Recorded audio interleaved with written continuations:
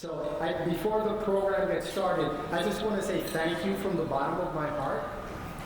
This is really the honor of a lifetime to have been given an opportunity to work with such an incredible group of people. So give yourselves a hand on my behalf.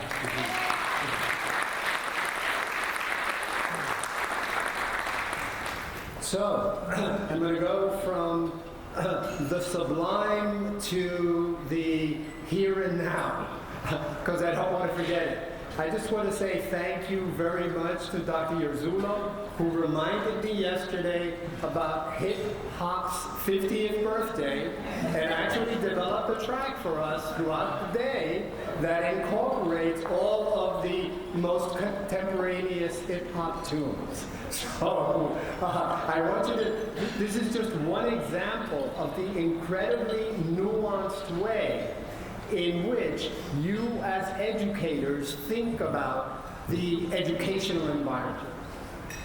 Welcome, Mr. Mayor. Very happy that you could join us. I want to, besides acknowledging our distinguished mayor and city council and members of our board of trustees, I want to also acknowledge Deputy Mayor Landy, who I saw, there you are. Thank you, sir, for being here. Commissioner Moran, I see, and a variety of other folks. I have Joanna Topping over here and our folks from the legal department. Thank you very much, ladies, not only for being here, but for ensuring that in all of the various ways in which we need to be conscious of our legal responsibilities, you keep us on track. Okay? Despite those times when I get grouchy, actually, especially those times when I get grouchy, I really appreciate the incredibly nuanced approach to the work that you bring to us. So thank you for being here as well. I want to also separately acknowledge another person who's near and dear to my heart, Jerry Fierstein. Stops dead in her tracks. Who is unfortunately moving on to the next chapter in her life in the not too distant future. But I just want to say that upon my arrival in Yonkers, this was one of the first people that came to my door and said, "Hi, I'm here to help." And for 9 years, in ways both big and small, you have made that a reality. So thank you, I love you, and I couldn't ask for a better friend. Okay, so for today, our focus, as you can see, is going to be framed around our mentor text, our summer reading, which is aptly named, "We Got This," because we certainly do. And so this particular quote stood out to me as I read through the book as being emblematic of where our focus needs to be and where it is that we need to uplift our current efforts. And the quote reads, "We need tools to build a bridge between the discourse of our profession and the children that populate the communities that we serve. Whole communities are rendered silent simply because we refuse to hear them." And that is one of the major pillars on which our efforts for this district will be based in terms of our moving forward, listening radically, hearing, not just merely responding or merely assessing, but hearing before we act. And so I wanted to find a way to symbolically put together for you. Can we possibly turn this down a bit so that there's not quite so much reverberation? Thank you. I wanted to find an image that I thought would be emblematic of what it is that I think we need to do by way of moving forward in this year. And so I'm going to apologize in advance, because you're going to find that throughout this presentation there will be multiple references to Navy stuff. Okay? But what you see is what you get. I'm a veteran, a very proud veteran of the United States Navy. I'm an Air Force carrier sailor. And so what I learned about teamwork, I learned very, very young in my life. And it was teamwork because of the fact that the circumstances were such that our lives depended upon it. And I've always maintained that lesson in the forefront of my mind as I work with people. That teamwork literally can mean the difference between survival or the opposite end of that continuum. So,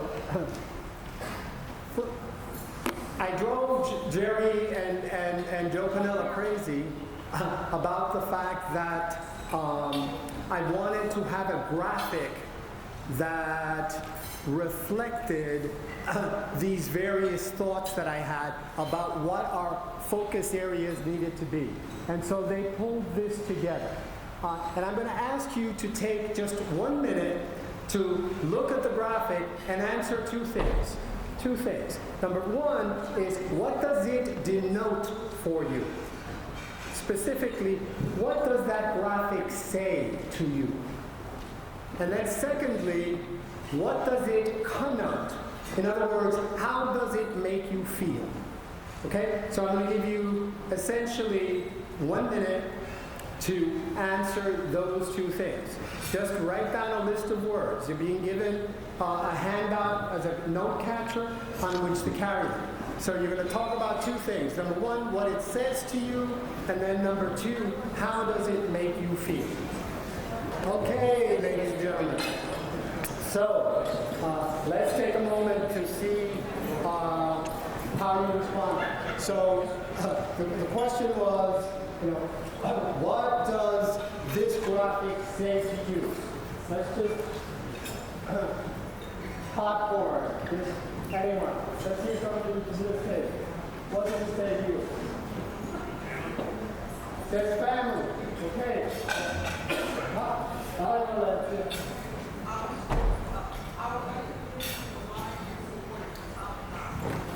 Okay, thank you. Yes? Dr. Pena. Nurturing. I can't hear you. Nurturing. Nurturing. Okay, thank you. So let's hear from some folks on this side of the room. What does it say to you? Mr. Morales. Protection. Okay, I like that. Sure. Yeah. Did you have one? Spiritual. Okay. Over here. Diverse. Yes. Yes, thank you. Yes, sir. True. Okay. Community. Okay, terrific. So this image denotes something. It speaks to you. It spoke to me. Right? So now I want you to think about what it connotes. What is the feeling that it invokes? Okay? Let's hear some other voices in the room. How about you, Luke? Supportive community. Supportive community. Okay. Let's hear from Dr. Long's table. They're kind of quiet over there. Safety. Safety. Thank you. Okay. Mr. Murphy. Gentle compassion. Thank you. Yes, sir. Tightness. Okay. That word is actually a word of art that we're going to be using. We're going to be focused on what it takes to be both a tight and and youth organization. That's part of my tourism. But we're going to get back to that at some point later on in the program. So thank you for bringing that up. Yes, Mr. Dia. I think it also reminds us that sometimes there are resistance and there were not community. Sometimes we lose. Excellent, excellent. Okay, and so we're going to wrap this part of it up. One of the things that I want you to get across is that part of our work, if we do our work well, thank you very much for being here space as well, and I've seen you before, is that if you look at the lightness of the figure, how faint it is in the beginning, and how it gets darker over time, is that should be the impact we have on our kids. That they come to us making a perhaps faint impression, but as a consequence of our collective effort, that we develop them as people and develop us as educators. Okay? And so our focus is about stability, responsibility, and accountability. Okay, let me quickly share some high points of pride in terms of school year 2023. And there are a variety of them. One of them has yet to be completely publicized, so I can't speak to it except to acknowledge that our Pearl School has made a very significant achievement. So congratulations to Mr. Marwan and to the entire Pearl community. More on that shortly. But we've got the Obama Foundation's MBK Alliance having given us a grant for Model Communities Initiative, whereby Yonkers was selected as one of 4 cities across the United States to receive roughly $800,000 a year for essentially changing the odds for our young people, for our young men, in terms of their active participation in all aspects of society by virtue of realizing the fullness of their potential. We've got all kinds of very exciting things that our graduating cohort from 2023 achieved, not the least of which is an increase of over $16 million in scholarship aid. These kids earned over $135 million. Okay? We've got 172 students that graduated with the seal of biliteracy. We've got over almost 400 kids that were student athletes and maintained an average of over 90%, and this other additional slew of very, very, very important things. So with that, framing our conversation for the day, I'm going to stop and introduce the Reverend Lopez, the president of our Board of Education, to say a few words of opening remarks.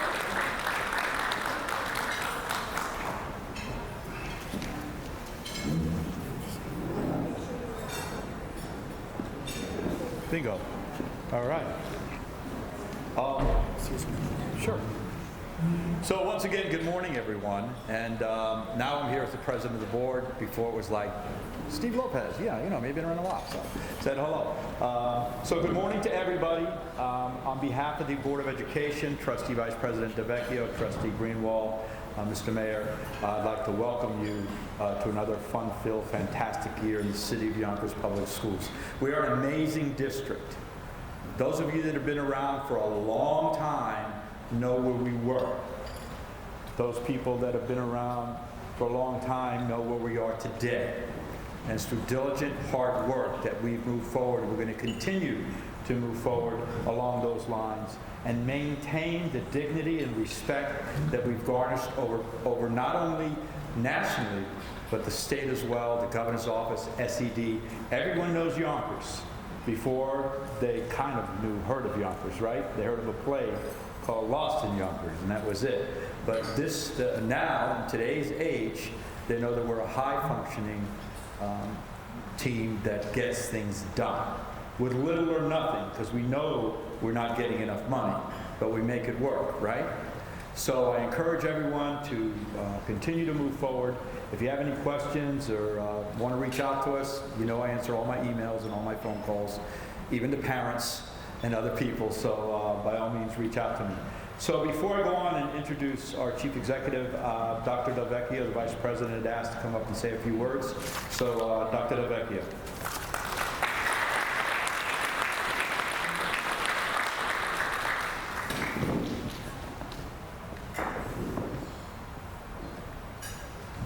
Good morning, everyone.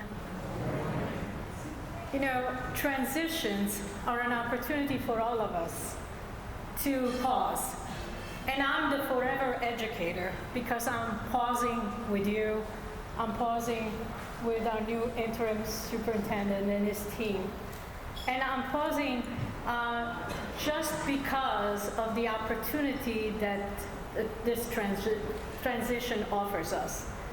You know, I was having a conversation with one of you earlier, and she said to me, you know, I don't understand it, but this morning I was having the jitters, butterflies.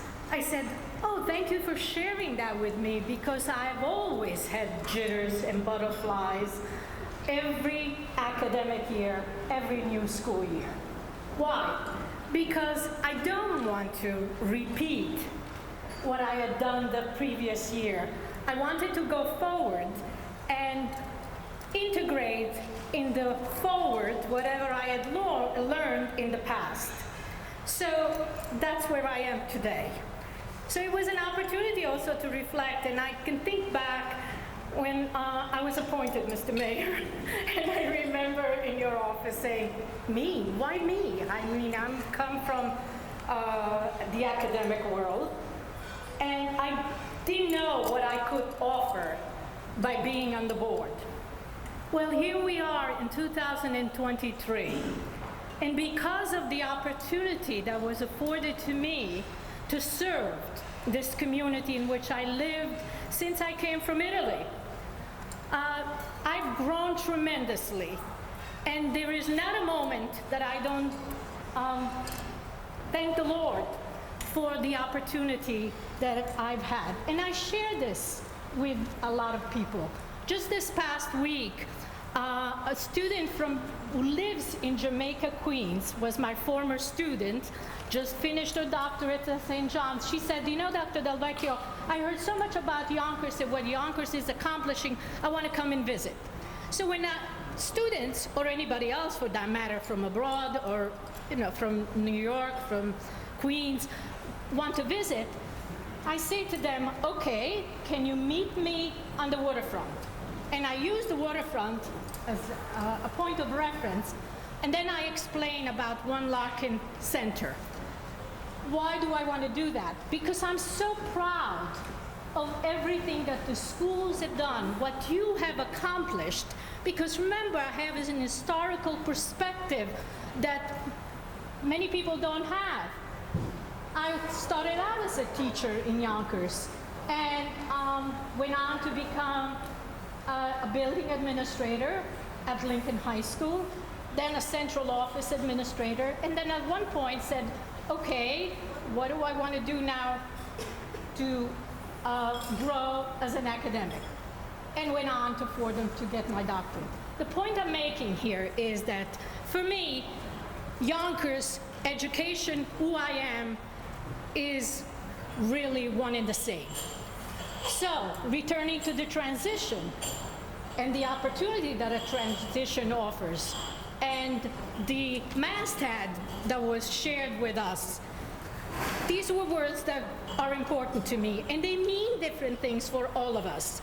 Stability, responsibility, accountability. So that we, as a Board of Education, don't repeat what we have done in the past. However good that is, we honor it, but we build on that. So, as you know, the board is very, very interested in what happens in schools, because you are what's real. You serve our children, our community, And so that's what really matters. Facilities and grounds, it's for the purpose of instruction. It's for the purpose of children.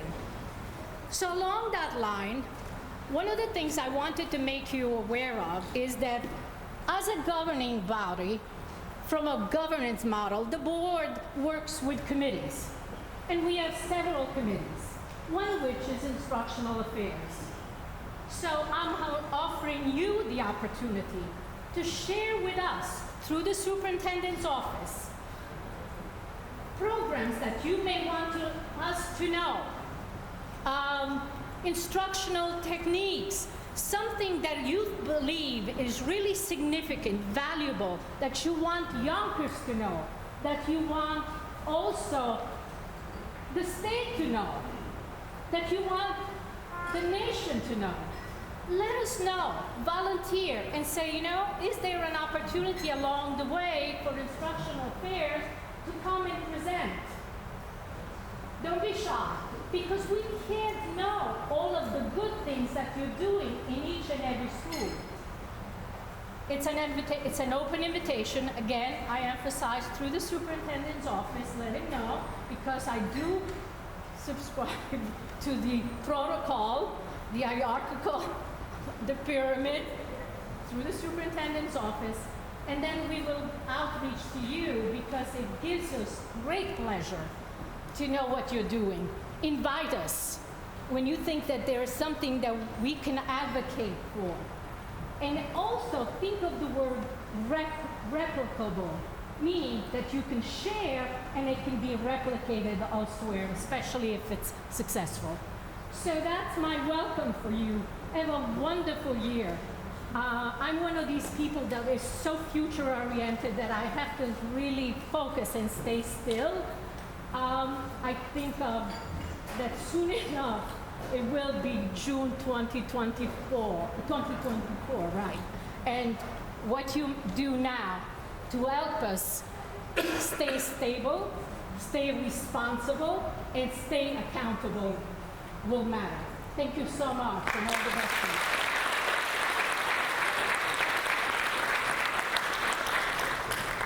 you. You know, not many people know the life of a trustee from within, but I can tell you right now that I've had the privilege of working with, over the past 10 years, an incredible group of individuals that have come in and rotated out. And that's because we have a mayor that understands education, a mayor that looks to put the right person in the right position, a mayor that has not only helped us with keeping taxes low, but has helped the city grow and become recognized in other areas.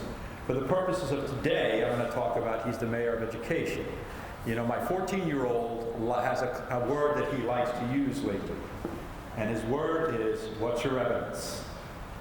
And I can provide you with the evidence here in the city of Yonkers that Mayor Mike Spano has been an individual who has had education as a top priority in this city. And I'd like to thank him from the bottom of my heart. With that, I'm introducing the mayor of our great city, Mayor Mike Spano.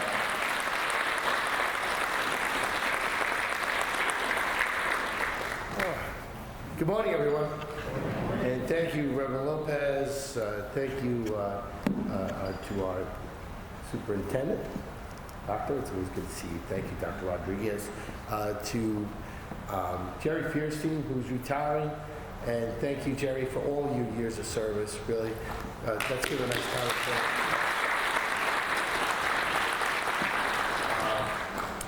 applause. I had a bunch of random thoughts as I was sitting here, and I know I'm not the guest speaker, and I'm certainly not going to be here to bore you all morning. You have a lot of work to do. So a couple quick points. We all know that New York State has two education systems, right? One for those communities that have, and one for those communities that don't. Yonkers is a city, right? Third largest city in the state. Our kids we're over 70% of our kids live at or below the rate of poverty. We're an urban center. We have those issues that urban centers have. The state of New York and the federal government have not really provided adequate funding for schools for kids in our urban centers. And if you want to deal with the Great Divide, if we really want to deal with the issues of equity, it starts here. It starts in our schools. It starts with making sure that we have the infrastructure, that we make sure that we have the infrastructure. You know, it's nice, you know, to go across the river on either side, whether you want to go across the Hudson or across the Bronx River, and see the nice shiny schools, and see the amenities that are offered. And the challenges that we have here are greater. We all know that. But what you all do every single day when you go to school and you go and you speak with your teachers and you see your students is that you see something. You see something, you go, okay, I have a mission. And my mission is to take our children, no matter what the obstacles are, and make something of our young people. We severed contracts both for you guys and for the teachers. The settling of those contracts are going to cost the taxpayers an additional $104 million over the lifetime of the contract. $104 million. Now, I only bring that up not to guilt you, right? But to tell you that when I first got into office, when we had a 72% graduation rate, I don't know if I would have been able to sell that to the taxpayers, because $104 million comes with, you know, a price tag that's going to be levied against the property taxes of our city. But here we are today. We're a school district that, frankly, in New York State, everyone's talking about you guys. If you go to Albany, they want to talk about Yonkers. They want to talk about what's happening in this city. They don't talk about the fact that there's a better 90% graduation rate. They want to talk about the fact that Barack Obama has pointed out Yonkers all by itself. And so when I have that in my arsenal, it's easy to go to taxpayers because I can defend it. When I go back to the taxpayers and I say, you know what? School buildings are falling down around our kids, and we need to build more schools. I go back to the city council. I don't know, any city council members here? Good. But I'm not doing that to, you know, just was curious. I don't want to get me in trouble for not mentioning it. So I go back to the council. We borrowed over $500 million to improve our schools. You're seeing the improvements in your schools. It doesn't mean we don't have more work to do. We certainly do. Excuse me, they want to hear you in the back. We have more work to do. We do, but we brought over $500 million for our schools. So we're rebuilding our schools. We're committing to our schools. We're committing to our staff and our team. Those of you who are out there educating our kids, and you in turn have committed to them. And we're seeing the fruits of our collective labor. Now, I appreciate what Reverend Lopez said. You know, you can call anybody what you want. At the end of the day, it's really about the team. It's about the individual teacher and how we can motivate that teacher to do the things that we want to do so that we can motivate our youth to be all they can be, as they say. I'm really proud of our city. I'm proud of what you've accomplished. And again, I apologize for the random thoughts. I'm really proud of what you've accomplished. You really should take a step back and think about it. And know that our kids, who've all too often been dismissed, right? They don't need to be. And what we're showing our friends at the state capitol, and what we're showing our friends in Washington is that, you know what? You don't want to fund the district the way you should, we're going to make it work. You don't want to give us that nice, classy, that nice, new, shiny new building, we're going to make it work. Well, our kids are going to graduate the same way the kids are, for a better graduation rate than they're doing in their shell. But you know what? And then the ceilings might be leaking. but our kids are going to accomplish real goals in lives, and they're going to have futures that that I think other communities would just dream about. So, on behalf of the residents of our city, I want to say thank you. Thank you for your hard work, for your dedication, for your commitment. Thank you for the numbers that you're showing us. I know we still have problems, and I know we still have more work to do. Our kids have to read, right? And these are the things that we are working on each and every single day. But what you've shown is that despite the challenges that are going on out there, that you've been able to make it work. And I just want to say thank you for that. Continue the progress, and let's keep ourselves moving forward and upward. God bless you all. Thank you.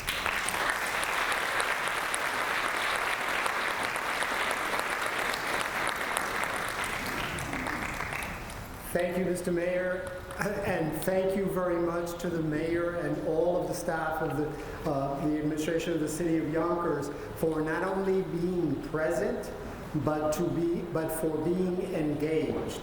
And the many accomplishments to which you relate have only been possible because of your leadership as well. So thank you very much. We really do appreciate it. Okay.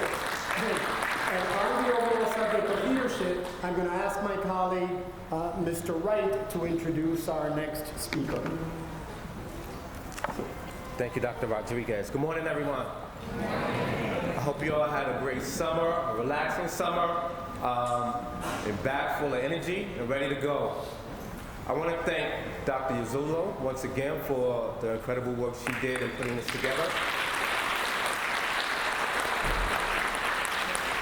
And I personally want to thank her for having me speak behind the mayor today. But before I introduce our next speaker, I just want to give you guys an overview of what it's going to look like this year in ELA. You know, pre-K 6 is my primary responsibility, but I also oversee ELA, which is super important as well. So just a few things for you in terms of ELA. This year, we want to make sure that everyone understands about the science of reading and how it's going to apply to the work that we do this year. In addition, we want to make sure that the work that we do is culturally responsive. Our text, culturally responsive. Even if it does not seem on the outside that it is what we do with it that makes it culturally responsive. So what I mean by that is understanding the term critical literacy. We'll hear that a lot this year. What does it mean? We have to help our students, our scholars, learn how to question the text, question the authors. It's not just the author's purpose, but what's the author's perspective? Whose voice is being heard? Whose voice is being silenced? When we begin to do that, it becomes so much more powerful for our readers. So that's just just one lens that we want to look at this year. Additionally, we want to make sure that our 7th and 8th grade curriculum is in alignment, right, across the district. So we want to ensure that if it's expeditionary learning, that there are similar assessments that are taking place across the grade level, so that therefore there can be conversation that's taking place about the data so it can inform the instruction moving forward. Benchmark is our K-6 curriculum. We want to take that next step. We want to make sure that those assessments are being used for a formative purpose. We want to make sure that teachers are getting together and having that conversation about the next steps for our scholars. For our reading teachers, we purchased some phenomenal material. We want to ensure that our reading teachers are clinicians in this work. We want to make sure that they have the tools that they need to make sure that all of our students are successful. And what that means is understanding those 5 pillars of reading: phonics, phonemic awareness, fluency, comprehension, vocabulary, and having the tools to identify which intervention our students need. So with that's just a few of the things that we have in plan, we have installed for our ELA department this year. And with that being said, is Ms. Broomfield, Robin Broomfield here?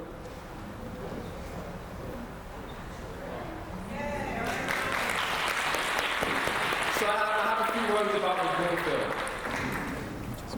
I'm sorry.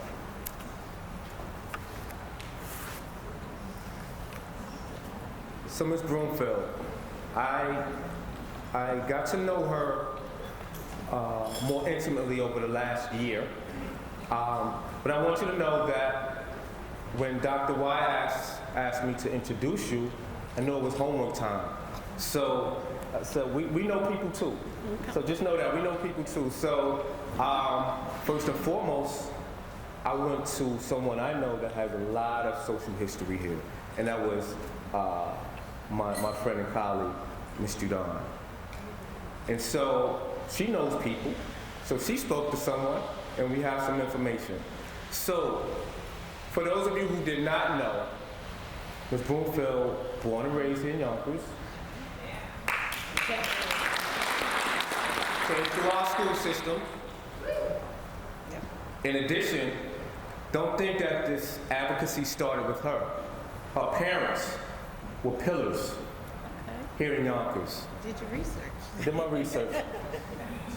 They actually helped a lot of community members, a lot of people of color start businesses here in Yonkers, but then also purchase homes in Yonkers. So when we talk about stability, we talk about responsibility, and we talk about accountability, we're talking about Ms. Broomfield and her family. So a little bit about Ms. Broomfield. After the torch was passed, Ms. Broomfield became PTA president at Pearls, Hawthorne Pearl School. She also was on the executive board.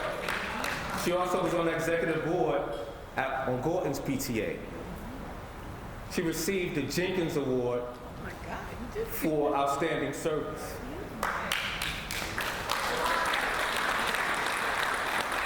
During her first year as the Yonkers Council PTA president during the 22-23 school year, she created a task force to train new PTAs and ensure that some of our PTAs that weren't doing as well as they could, that they had the support that they needed. As a result, they were able to save 9 PTAs, and they were also able to help 6 PTAs regain their IRS status.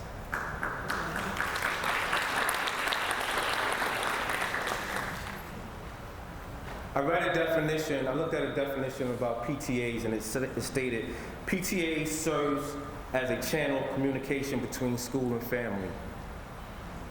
Ms. Robin Broomfield, thank you for the work you've been doing here in Yonkers.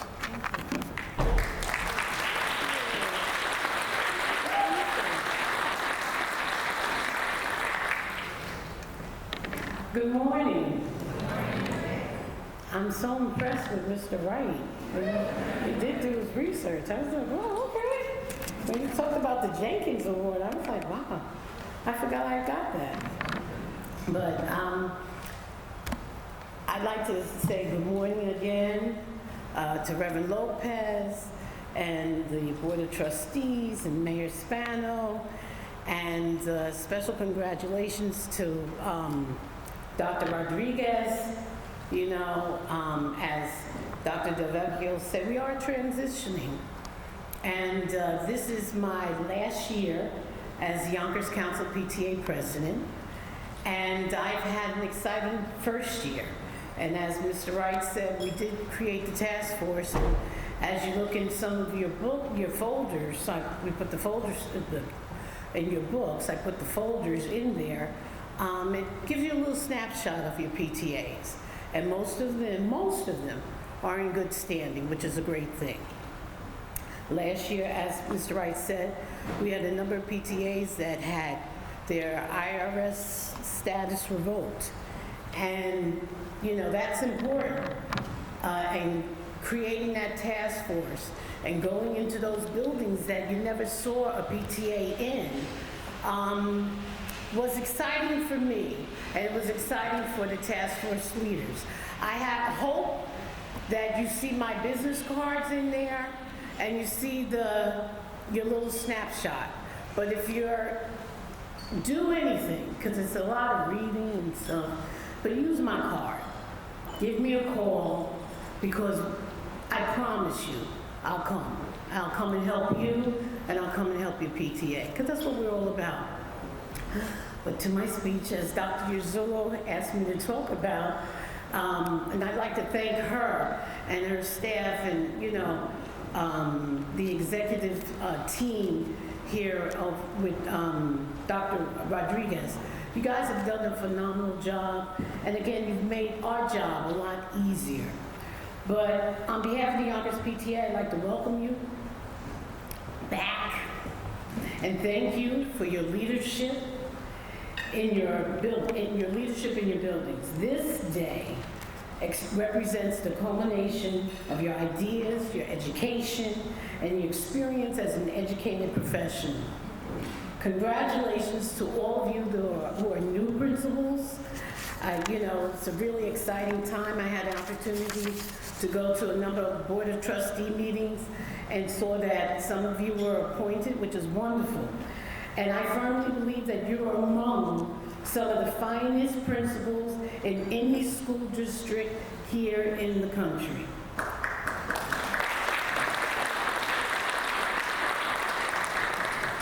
The old African proverb, as we all know, it takes a village to raise a child. And it really does. And it's so apropos when you think about the educational experience of the student here in Yonkers. In 2023, the typical village is whatever a family is to that student. The family engagement is a key component to a successful student. As leaders of your schools, you see that, and I know that you will realize that the mom-dad scenarios, it's just not, it's not the same. That's not always a representation of what family is to that student. No matter what the component of the family is, whether it's mom, dad, aunt, uncle, grandma, grandpa, it is up to you guys, to engage with the families. It's important that you connect with the families in your school. When you create an environment where the family and the villages are one, that can only be a recipe for great achievement and success for that Yonkers student.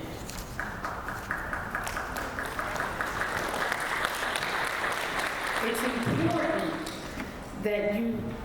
that you're inclusive with the families in your school, sharing your ideals and goals and working with your PTAs, your PTSAs, and having a welcoming environment are some of the things identified in the National PTA Standards, as well as in the Yonkers Strategic Plan that supports family engagement in your schools. So how does it happen? What can we do? First and foremost,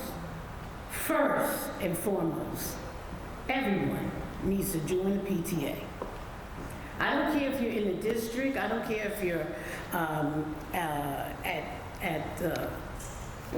Riverfront, down at the Board of Ed.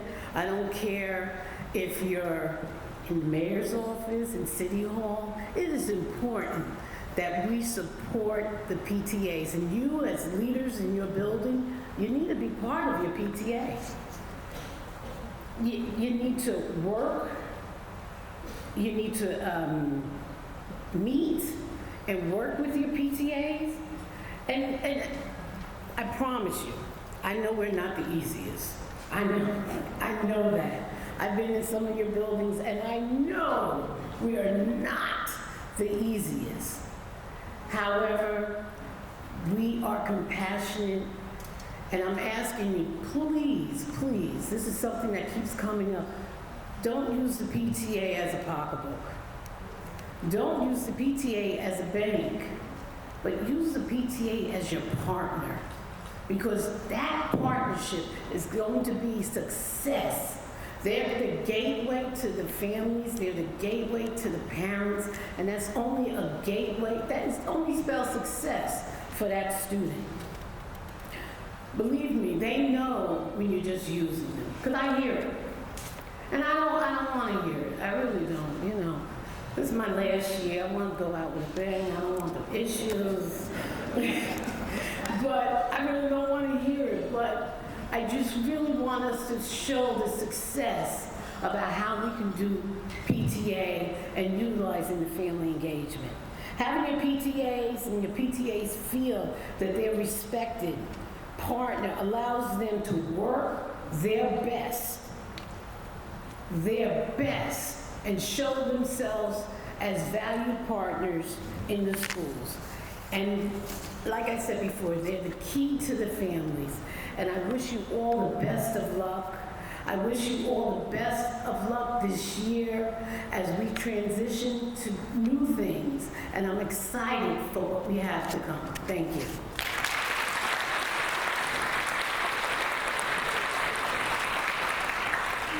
Thank you so much, Robin. We look very much forward to your leadership and to continuing to work with you in that partnership modality.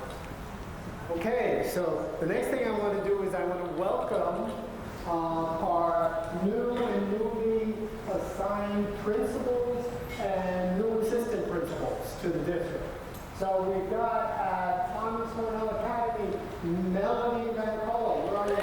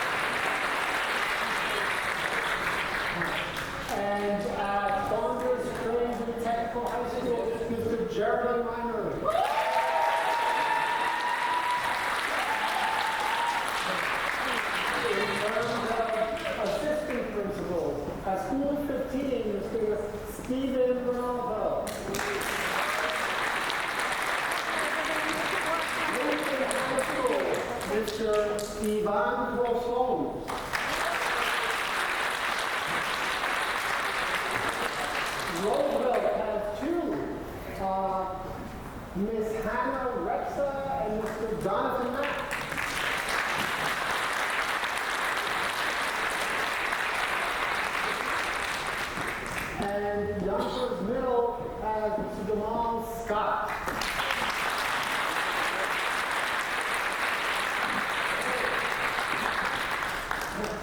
At Central Office, we've got some new folks on the team. Ms. Sharon Courtney.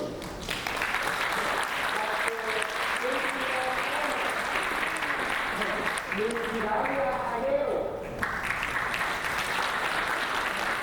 And Ms. Madeline Guzman, who